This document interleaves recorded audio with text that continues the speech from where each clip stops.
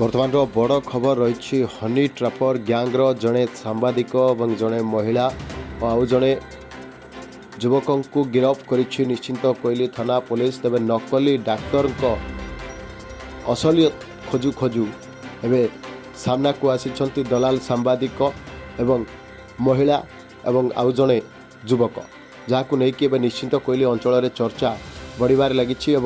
जो खबर प्रसारण करा जाउथिला नकली डाक्तर को विषय रे टुकुना मेडिसिन स्टोर रु नकली डाक्तर को विषय रे जो पीड़िता अभियोग करथिले से अभियोग मध्य नकली थिला एवं जहाँ को नहीं कि बड़चणा आईआईसी को मध्य सस्पेंड करा जाइथिला। तेबे आज सही घटना रे पुणी निश्चिंत कोइली अंचल जड़े सांबादिक जड़े युवती एवं जड़े युवक को गिरफ्त करिबारे सक्षम होइछि निश्चिंत कोइली पुलिस। एवं वर्तमान बड़ खबर रही जे हनी ट्रापर गैंग्र 3 अभियुक्त गिरफ्त होगा पर एबे आउ जड़े अभियुक्त फेरार थिबा सूचना रही। तेबे वर्तमान बड़ खबर रही जे निश्चिंत कोइली अंचल हनी ट्रापर गैंग चलाइथिबा जड़े सांबादिक समेत जड़े युवक और युवती को गिरफ्त करिछि निश्चिंत कोइली पुलिस।